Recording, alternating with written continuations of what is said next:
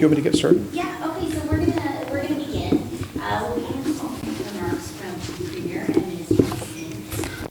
Just go around the table and you'll each be able to ask one question. And we want to try to get everyone, for everyone to be able to ask one question, so please keep it to one, and then if we have time for a follow-up, we will do that. And so we'll begin with the Premier. Well, thank you. I appreciate, it's great to see you in person, isn't it? After the past 18 months, so good to see you all in person. Thank you for the good work that your media outlets did in the past 18 months to share important public health information with your readers and audiences on the pandemic. It was so important that we get the message out to especially new Canadians who might have English language barriers, so they would understand in their own languages and in their own media the public health advice to stay safe. Thank you especially for helping us to get out the message about the powerful protection of the vaccines. You know that 95% of people getting COVID in Alberta, 95% in hospital, are not fully vaccinated. So anything you can do to help provide accurate scientific information on the safety and effectiveness of the vaccines can help us to keep this under control, to protect lives, but also to stay open. It's so important for our society. It's been 18 incredibly tough months for everyone, for every business, every community group, every family, for our whole province, for our government. It's been a tough time. But we've gotten through it together with a real show of Alberta compassion and protecting the vulnerable. So we've been able now to lead Canada, I believe, out of the crisis in a safe way, but also lead Canada now in economic growth. Just yesterday, we announced the largest ever TV series in Canadian history, the largest ever TV series ever being shot here in Edmonton, here in Alberta. Part of $1 billion of new investment in that one industry alone. Most of the banks and think tanks are saying Alberta is leading Canada in economic growth this year and will do so again next year. And so I believe we end this really difficult time with renewed hope and optimism. And one key part of our economic recovery strategy will be maximizing the talents, making the most of the talents of newcomers and of new Canadians, new Albertans. And that's one of the reasons that I've invited Mohamed Yassin to step up as Associate Minister of, why don't you just keep the door open so, because it's going to keep opening and closing all night. Well, that's one of the reasons we've appointed Mohamed Yassin to be the Associate Minister for Immigration and Multiculturalism. It's the first time in a long time that we've had a designated minister for immigration, first time ever a designated minister for immigration, and the first time in at least 15, 20 years that we've had one for multiculturalism in Alberta. Mohamed is a great role model, I think, for many immigrants to Alberta. He arrived here as a young man in 1975. I keep getting it wrong, 76. Went with his high level of education, went to work right away in rural Alberta, won the respect of people in a very small town, probably is just about the only South Asian in that town, and got his credentials, went on to become senior engineer at Imperial Oil, and also a very important community leader in the Calgary Pakistani community, and I think is a real gentleman, a statesman, and he's going to be a great advocate for newcomers who are facing adversity. I've asked Mohamed to work with Minister Copping on our Alberta Advantage immigration strategy we began implementing this, including the action plan for fairness for, we call it the Fairness for Newcomers Action Plan. It's a 12-point plan that is in our platform. And it began with the Fair Registration Practices Act that Mohammed and Minister Kotbeen got through the legislature in 2019 to give a suggested limit of 6 months for newcomers to have their credentials recognized or processed by regulators. That's just the first step. Now, a lot of the next steps were suspended because of COVID. We haven't been able to really have much in the way of immigration, and other activities were suspended. But in September, Mohammed and Jason will be hosting the Fairness for Newcomers Summit that we committed to in the last election. This will be an opportunity for immigrants who are not getting their education or skills recognized to speak out about the unfairness. It will be a spotlight on this issue, and we will be inviting newcomers. Everybody will be welcome, but we'll especially invite immigrants who are struggling with their credential recognition and are working below their skill level to tell their stories. We'll also have immigrants who, like Mohammed, did get their degrees recognized and did go on to successful and fulfilling careers, to offer a sign of hope and some practical advice. But we will also ask all of the professional regulators, all of the colleges that regulate trades and professions, to be there, to call them to the carpet, to make it clear our expectation is they eliminate any unfair delays or red tape that prohibits new Albertans from working at their skill level. We'll also have employers there to talk, and settlement organizations and ethnic community groups.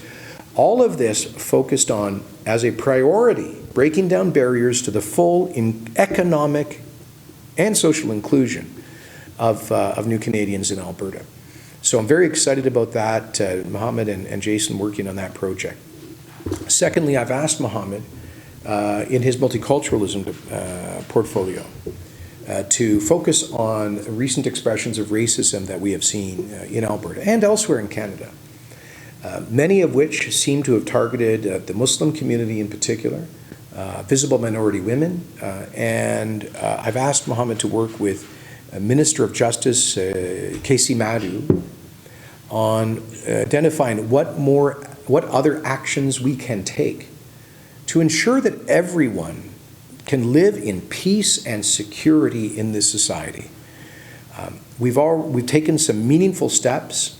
Minister Madhu and I announced, Mohammed was there, at the Al Rashid Mosque, the security infrastructure project that I know many of you have reported on. That's the $100,000 grants that are now available to vulnerable community institutions that are targeted by hate-inspired violence and vandalism: mosques, gurdwaras, temples, synagogues, Hebrew schools, Islamic schools, and now churches. We've seen churches being attacked as well. So any institution that's been targeted by hatred, violence, vandalism.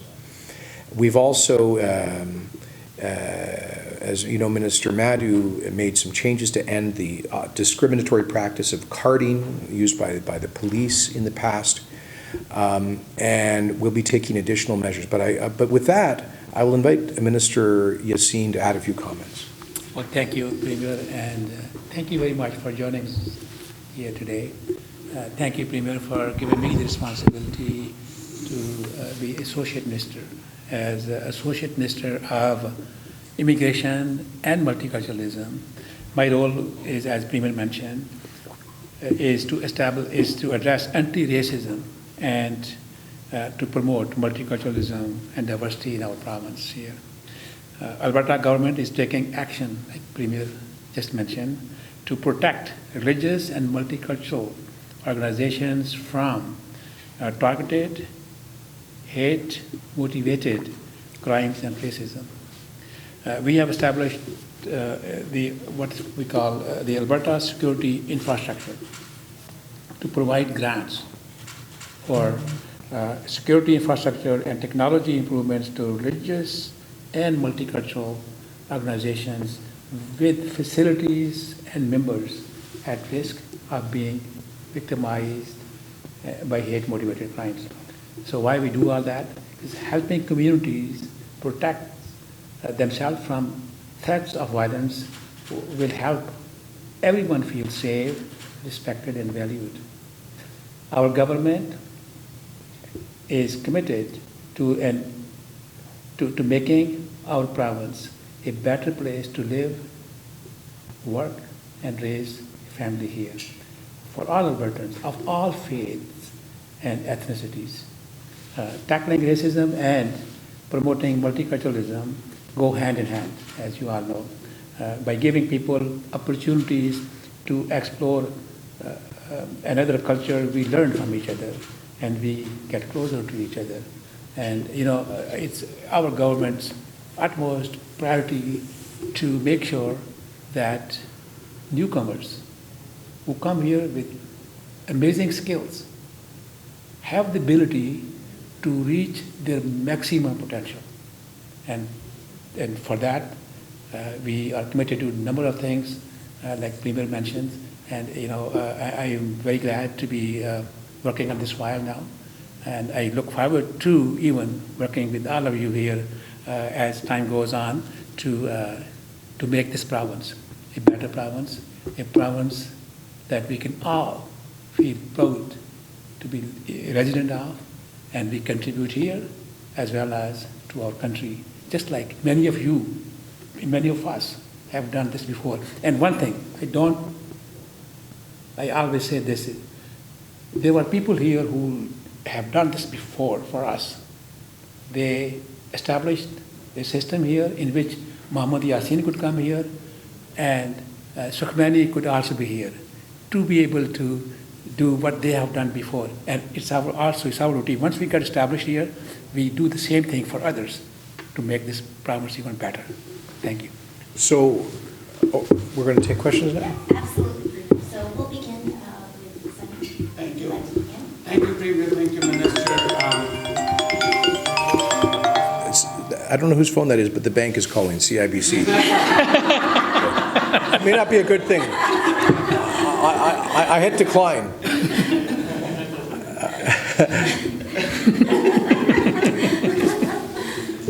I'll turn the ringer off. So go ahead. Go ahead, Sunil. So thank you, Premier. Thank you, Minister. The most important, I just want to acknowledge what you are saying about the diversity and inclusion as a safety person and safety organization and like Alberta Construction Safety Association, the Canadian Society of Safety Engineering, Auditor Association of Canada. We have I'm also leading that, diversity and inclusion in the trade. So when we are speaking, the people who are coming from different parts of the world, they have the knowledge, but they have a different trade knowledge. What the terminology they use, body language, sign Right, language, soft social skills. Soft social skills is there, and the language barrier is there.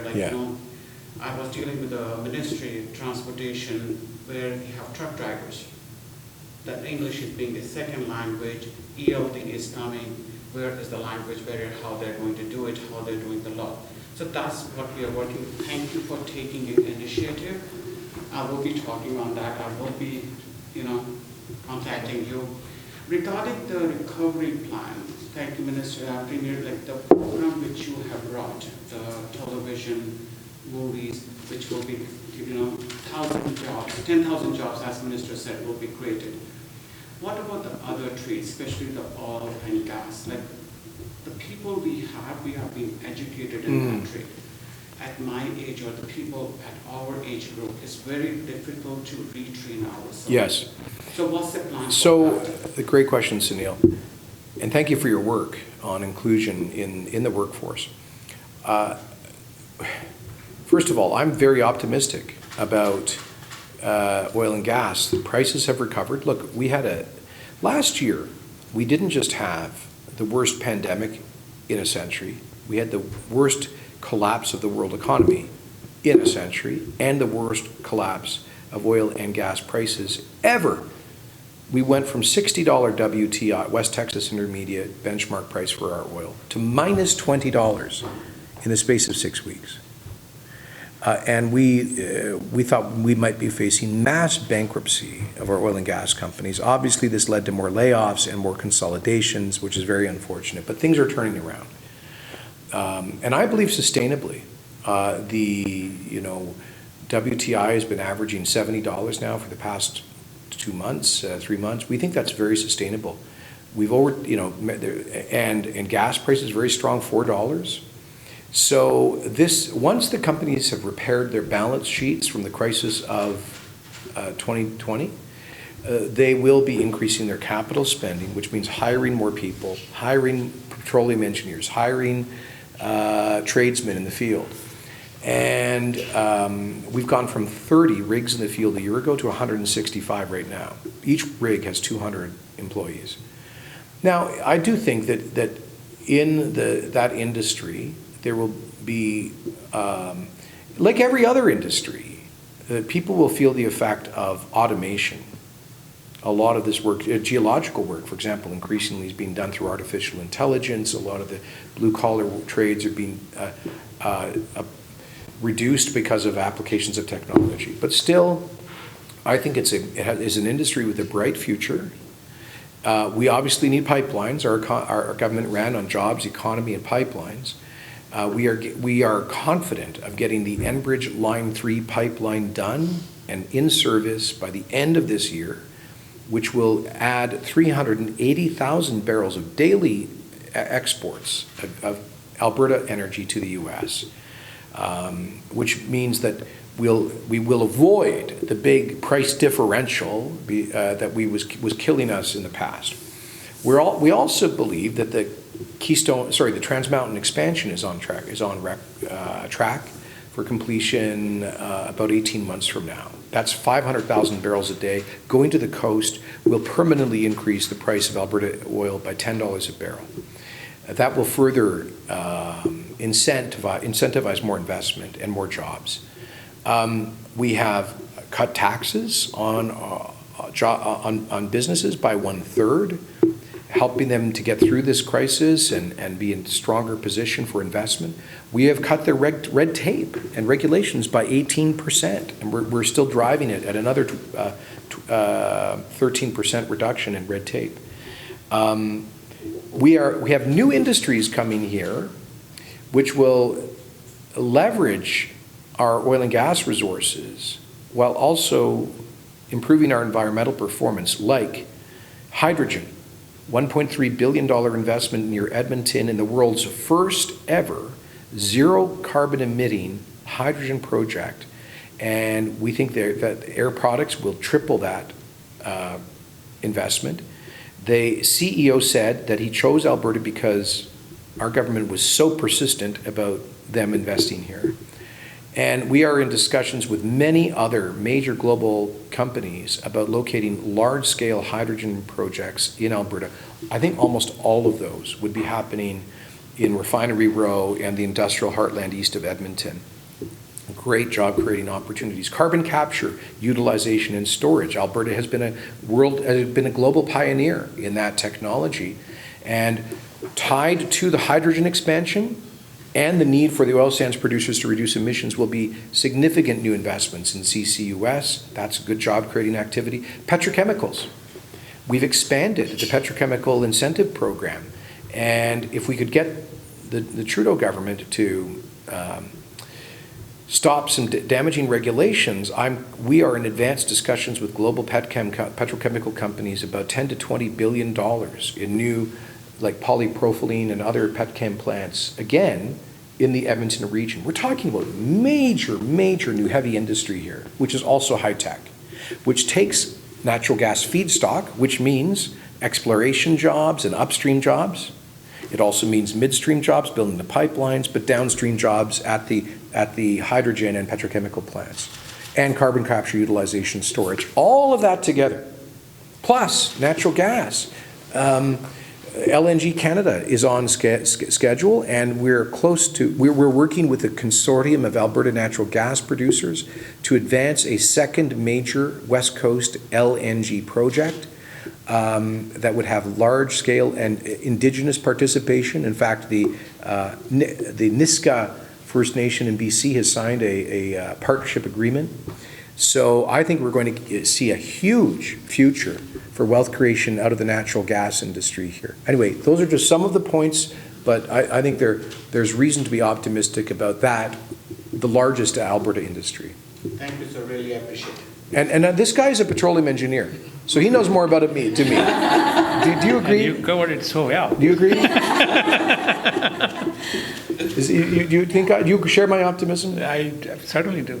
Your pension counts on it. Your pension depends on it. For sure. And the recent financial statements of energy companies, they're a sign of optimism right there. They're, they've made money, now they're trying to, cash flow, right? Cash flow just goes. They hire more people, they do more projects, and things have started to already look so good, looking forward to it. Thank you, sir. Juliana. Yeah, thank you so much. I'm really happy finally we have this meeting in person, not in Zoom like last 1.5 years.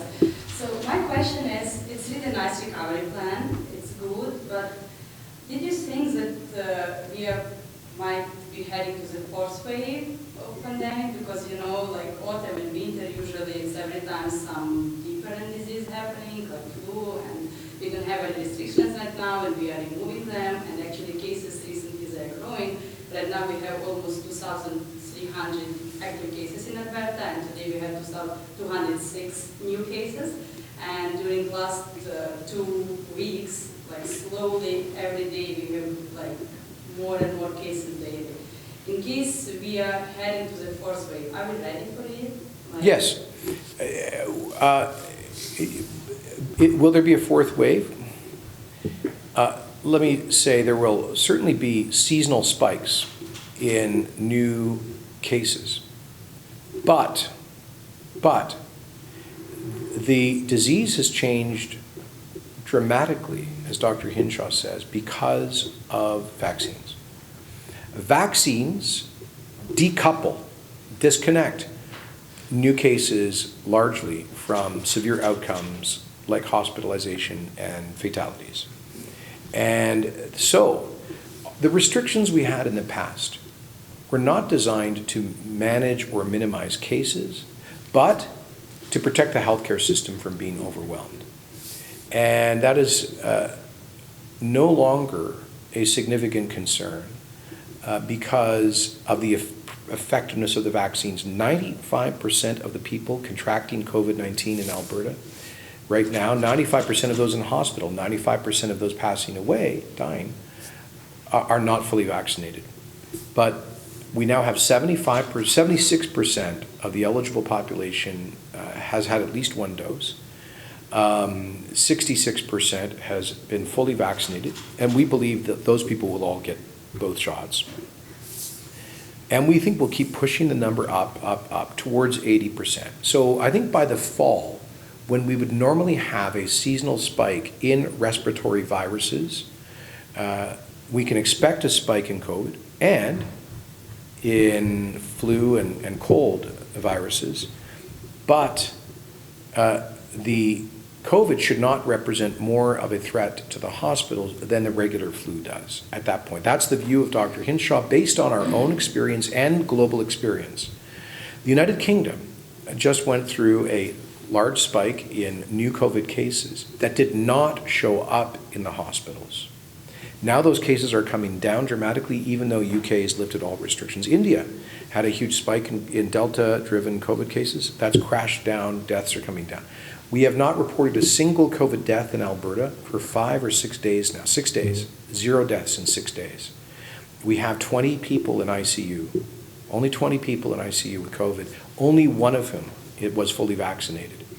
90% of Albertans over the age of 65 are now fully vaccinated. That's the single most important thing, because the average death age for COVID was 82, 83 years of age.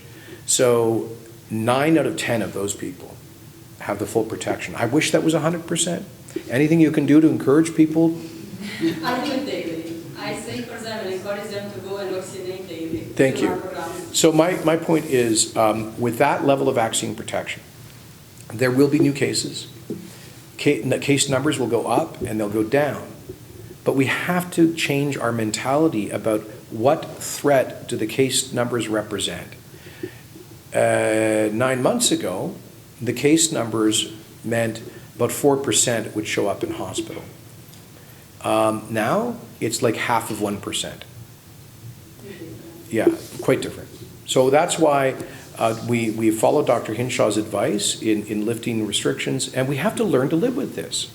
We will never, we're not driving to take the cases or the hospitalizations to zero, but to keep it at a manageable level, just like the flu season. We don't shut down society when the flu comes. We had to use restrictions when we didn't have the vaccines available. You know, the restrictions are what the epidemiologists call non-pharmaceutical interventions. Well, we now have a pharmaceutical intervention, the vaccines.